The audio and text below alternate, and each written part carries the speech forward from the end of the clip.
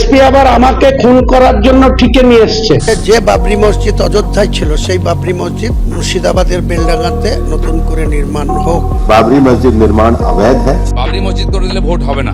Trinamool কংগ্রেসই benefit পেত, কিন্তু তৃণমূল বেনিফিটের জন্য এগুলোকে ব্যবহার করে না। जो कयामत के दिन आने का सपना देख रहे हैं, ভারতবর্ষের কোনো শক্তি নাই বাবরি মসজিদকে রুখে। ভারতের রাজনীতিতে আবার উত্তাল বাবরি নামটি, কিন্তু এবার অযোধ্যা নয়, বাবরি মসজিদ তৈরি হতে চলেছে মুর্শিদাবাদে। একদিকে যখন বেলেডাঙ্গাতে এই মসজিদের কাজ শুরু হলো, ঠিক তখনই উত্তরপ্রদেশ থেকে যোগী আদিত্যনাথের হুঙ্কার শোনা গেল। তিনি বলেন, আর কোনোদিন বাবরি মসজিদ হবে না।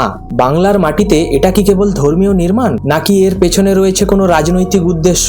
জানতে হলে দেখুন আজকের এই বিশেষ খবর। আরেকটি কথা, এই চ্যানেল কোনো রাজনৈতিক দলের পক্ষে বা বিপক্ষে কোনো ভিডিও করে না। আজকে সব থেকে বেশি চর্চায় যে খবরটি রয়েছে তার প্রতিবেদনই আপনাদের সামনে তুলে ধরা হয়। ঘটনাটি ঘটেছে মুর্শিদাবাদের বেলেডাঙ্গাতে।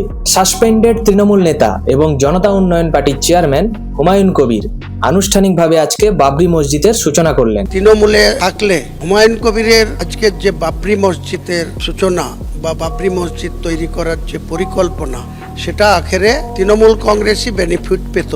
বিজেপি যেমন রাম মন্দির করে ভারতবর্ষের রাজনীতিতে বেনিফিট নি। গত 6 ডিসেম্বর এর ভিত্তি স্থাপনের কাজ শুরু হয়েছিল, আর আজকে শুরু হলো মূল দরজার ঢালাইয়ের কাজ। নরেন্দ্র মোদী ভোট পেয়েছেন উন্নয়ন করে, মানুষের সেবা করে, গরিব মানুষের জীবন উন্নতি করে। রাম মন্দির আমাদের আস্থা ছিল, সেটা আমরা করেছি। 450 বছরের যুদ্ধে আমরা বিজয়ী হয়েছে। বাবরি মসজিদ করে দিলে ভোট হবে না। যদি মনে হয় বাবরি মসজিদ করার দরকার আছে, আগে এখানকার সংখ্যালঘু মানুষের জীবনের পরিবর্তন করুন। মমতা ব্যানার্জি পারেননি, কংগ্রেস সিপিএম পারেননি। যদি হুমায়ুন কবির করতে পারেন, লোক তাকে ভোট দেবে। হুমায়ুন কবিরের দাবি, ভারতের কোটি কোটি মুসলমান চায় অযোধ্যার সেই স্মৃতি আবার ফিরে আসুক বাংলার মাটিতে। আজকের দিনে বাংলা সহ গোটা ভারতবর্ষে যে 42 কোটি মুসলমান আছে, তার মেজর পার্সেন্ট মুসলমানই কিন্তু চায় মনে প্রাণে যে বাবরি মসজিদ অযোধ্যায় ছিল সেই বাবরি মসজিদ মুর্শিদাবাদের বেলডাঙ্গাতে নতুন করে নির্মাণ হোক। কিন্তু পরিস্থিতি যতটা সহজ দেখাচ্ছে, ঠিক ততটাই কঠিন হয়ে দাঁড়িয়েছে। बाबरी मस्जिद निर्माण अवैध है। काफी सारे अवैध काम हो रहे हैं ममता जी की शहर से, ये काम भी हो रहा है। मैं तो उसको बिल्कुल इलीगल मानता हूँ, अवैध मानता हूँ।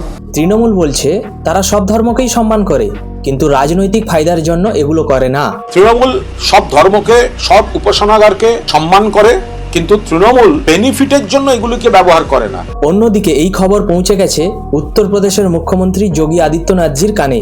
তিনি খোলাখুলি হুঙ্কার দিয়ে বলেছেন, বাবরি নামের কোনো কিছুই ভারতবর্ষে হতে দেওয়া হবে না। जो कयामत के दिन आने का सपना देख रहे हैं, ऐसे ही सड़ गल जाएंगे, कभी वो दिन आने वाला नहीं है। অন্যদিকে হিন্দু সংগঠনগুলিও এ বিষয় নিয়ে আপত্তি জানিয়েছে। তাদের দাবি, যদি মসজিদ নির্মাণ করতেই হয় তাহলে এপিজে আব্দুল কালাম বা অন্য কোনো মহান ব্যক্তির নাম নিয়ে নয় কেন? मस्जिद बनवाना है तो एपीजे अब्दुल कलाम के नाम से बनवाएं।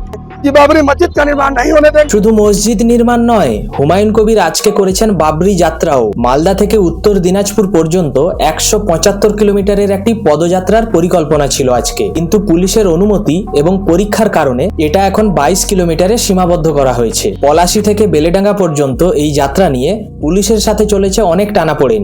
কিন্তু এই ঘটনা এখানে শেষ নয়। হুমায়ুন কবিরের দাবি, তাদের ওপর প্রতিহিংসা চলছে।